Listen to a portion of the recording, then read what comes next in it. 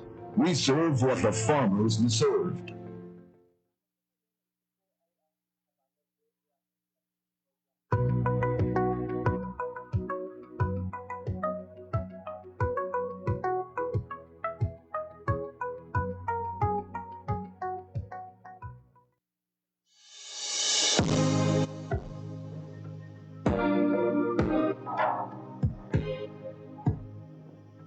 Sprang from a dream to restore the livelihood gravely hit by Super Typhoon Yolanda in 2013, Tabok Fisherfolks Association, or TAFA, came about equally carrying a burning commitment to work up their way to recovery. TAFA, in its budding year, started with 112 members upon establishment in August 2013. And almost a decade after putting up the People's Organization, to bring relief among the residents of Tabok, Libertad, Antique, this has grew into 130 members with 72 males and 58 females who have been walking hand in hand to improve their lives after braving catastrophe. As they tread their path of reviving fishing operations, the Philippine Rural Development Project of the Department of Agriculture, through the recommendation of the Provincial Local Government Unit, directed their rather headstrong aspirations into reality, approving them a 999,950 peso Lambaklad livelihood project, which was reinforced by the Regional Project Coordination Offices under IREP component. Ang project po namin ay tinatawag na Lambaklad Livelihood Project. Ito po ay isang uri ng panguhuli po ng isda na ginagamitan po ng nets and ropes. So ito po ay naka-assemble sa ilalim po ng dagat at ito po ay may mga sand o bags na pumipigil po sa nets para hindi po siya umakyat. Ito pong Lambaklad Livelihood Project po ay talagang environment-friendly gear po siya kasi ito po ay hindi nakaka-apekto sa kapaligiran. The system of fishing operates with one master fisherman or maestro, 3 rondas or watchers, and 20 busos or net pullers. The master fisherman would first assemble the busos upon signal of rondas through waving a flag queuing for another haul from the nets. Upon collection of the catch, the busos are then looking into their nets for damages and fixing them at once before they would hurl the nets for another pull-in, done 2 to 3 times per day. On the pursuit of reviving their daily source of income, the association observes a number of best practices, upholding their unifying goal to increase the income of the members by at least 59% annually, from 30,000 pesos to 47,834.11 centavos. Provide employment to at least 30 persons in the locality, and increase membership by 5% annually. On top of their initiatives or best practices, TAFA incorporated a weather monitoring mobile application, Windy, which helps them keep the weather in check for conditions that would possibly affect their operations, owing to the core of their association of restoring the livelihood devastated by typhoon. Members, particularly the fishermen crew, were trained and educated to make use of the technology at their advantage. It is being regularly monitored and cross-checked for accuracy and efficiency.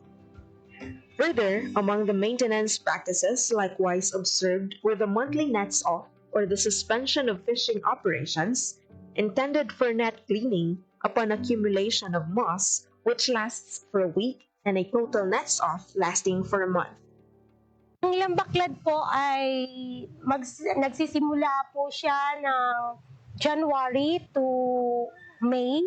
And then may total nets off po kami na tinatawag pag June to September. Kasi yung time po ng total nets off is habagat po siya dito sa place namin. So magre-resume po yung aming operation September up to May uli. Tuwing totally nets off po, bali ang ginagawa po ng aming mga members ay ang kumpunin po yung aming mga nets, lilinisan po siya, tatanggalin po yung mga lumot, at i-repair po yung mga balsa, yung aming mga pump boat kung may sira po, para po maka-prepare din po para sa operation po namin sa susunod po na mga buwan. So, sa time po na total nets off, meron din po kaming capability building, mga trainings na kinakandak po namin para tuloy-tuloy po yung aming kaalaman. Kung kahit wala kami pong operation, tuloy-tuloy po yung aming kaalaman para po sa pagpapatakbo po ng aming project. Now clocking to its 10th cycle of operation, the Lambaklad Livelihood Project has shown continued increase in sales since 2018, having 6,718.61 kilograms of fish catch, which translates to 506,084 pesos recorded sales in its first year, and 8,952.70 kilograms of fish catch, translating to 995,221 pesos in 2019, and 9,971.85 kilograms of fish catch, which translates to 1,138,652 pesos in 2020, and 11,485.45 kilograms of fish catch, translating to 1,579,948 pesos in 2021, and 33,340.30 kilograms of fish catch, which translates to 4,380,256 pesos in 2022, respectively. Being an established organization, the profit-sharing scheme is being employed with the association, firstly compensating the rondas on duty for the day, with 10% from the gross sales, whereas a weekly 30% are utilized for the fisherman crew and the remaining 60% for the association share. With TAFA's civil society organization accreditation, various grants from the regular programs of the Department of Agriculture came their way and have been an additional income-generating activity among its members. Few of these are trading capital assistance amounting to 332,100 pesos under the DA AMAD 6, various support to enterprises, supplementing the trading capital for fish buying and selling activity of TAFA last November 5, 2021. Kung total nets off po, wala po kaming lambaklad operation, so wala po kaming income. Meron naman po kaming alternate sa isa naming project na tinatawag po na Talipapa. Ang TAFA Talipapa po ay binigay din po sa amin ng regular fund ng DA na ginamit po namin para sa pagbili po ng mga isda, gulay, manok, mga karne sa mga local farmers po namin dito sa aming barangay. Yung purpose po talaga niyan is para makatulong din po sa aming mga local farmers na mabili po ang kanilang mga produkto. Nakakatulong din po yung aming Talipapa project para po sa community po namin kasi medyo malayo po kasi yung place ng bayan po namin na pumunta pa sila doon para bumili po ng kanilang mga kailangan sa kanilang mga bahay. Dahil meron na po kaming talipapa, usually dito po talaga bumibili, lalo na po yung mga members po namin. Tanatangkilik po talaga at ng mga kalapit po namin ng mga barangay. This is coupled with the enhanced kadiwa ni Ani at Kita financial grant assistance under Type B category or logistical support, amounting to 1 million pesos for the procurement of their own delivery truck to address the challenges in delivering their product to the market due to frequent lockdowns during pandemic. And in 2023, another enhanced Kadiwa grant amounting to 1,500,000 pesos for the procurement of equipment, materials, and labor for the expansion and operations of Lambaclad Enterprise is underway. With the expected expansion of the enterprise, it aims to employ another 20 fishermen and would open employment among the residents of Libertad Antique. Notably, as the association eyes for sustainable livelihood, they allocated 40% of their income as contingency fund, as maintenance of their fishing equipment, and as allocation for the planned expansion of the livelihood project. Para po sa aming contingency plan, meron po kaming nakalaan po na 40% mula po sa aming gross sales. Ito po ay tinatabi po talaga namin para po may magamit po kami sa maintenance po ng aming Lambaclad project. So ito rin po ay gagamitin po namin kung sakaling magkakaroon na po kami ng time na po kami ng expansion para sa isa pong unit ng aming Lambaclad. Born from a steadfast desire to recover from the damages brought by Super Typhoon Yolanda, the Lambaclad Livelihood Project has stood on its feet and has been serving hope with the fisher folks of Libertad Antique with the help of the Philippine Rural Development Project, Regional Project Coordination Office 6, DA AMED 6, and the provincial and municipal local government of Antique.